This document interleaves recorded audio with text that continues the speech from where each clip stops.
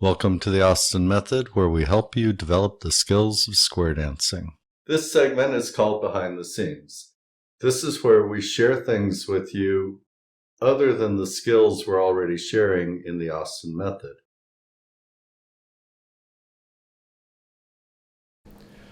So here's the deal.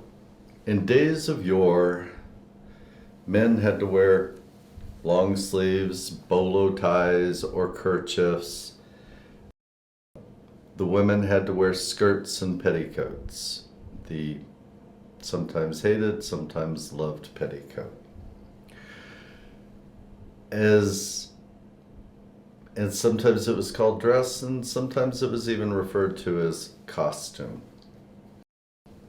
The good news is square dancing has pretty much gotten the message that requiring costumes was turning some people off. Some people just didn't want to.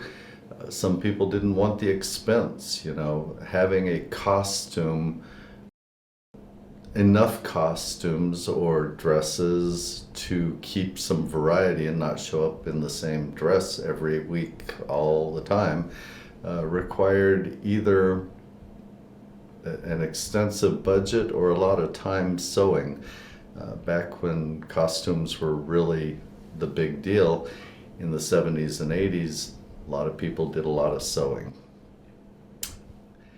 Luckily, it's generally no longer required. The last remnant of requirement I heard was a few years ago, Nationals was still requiring dresses at the main dances on Friday evening and Saturday evening.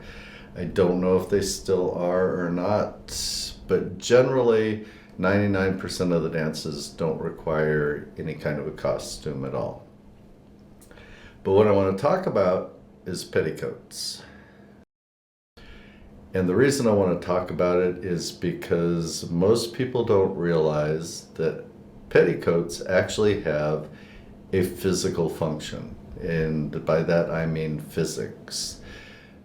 Petticoats, because just like a dancer or a ice skating figure skater, petticoats tend to provide a gyroscopic effect that steadies and balances and keeps somebody that's spinning or twirling vertical. It just helps with the balance in spinning and twirling.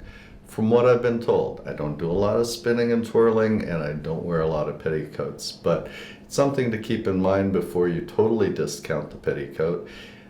They're also beautiful. It's nice to look out on a floor that's full of square dance costumes and see them all spinning at the same time. But then it's a pain in the butt when you go out to the restaurants afterwards. Do you lose the petticoat and just go with the skirt? Do you wear the petticoat? It gets complicated. Anyway, very much not required anymore. Now, a lot of the dances do have a dress code of some sort, and they encourage the ladies to wear skirts, maybe prairie skirts or some kind of Western looking skirt. Not even always that, but definitely not coming in jeans and t-shirts for anybody, or shorts. Workshops are a little different. If you're going to a weekend and the morning workshop or the afternoon workshop, very casual. You can pretty much wear anything you want. But just so you know, there are dress codes for the bigger dances, the more I don't want to say formal dances, but the Friday night, Saturday night dances can have a dress code. If you're not sure, ask somebody that's been there before, or one of the organizers. Find out what the preferred dress is. And don't discount the petticoats out of hand.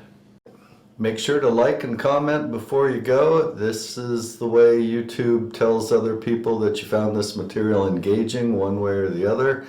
Comments are always appreciated. Likes and shares, of course, are much appreciated. And remember, However well-informed and carefully considered they may be, the opinions expressed here are solely my opinions and don't necessarily reflect the opinions of others involved in this production. Thank you for visiting the Austin Method. We hope to see you on the dance floor soon.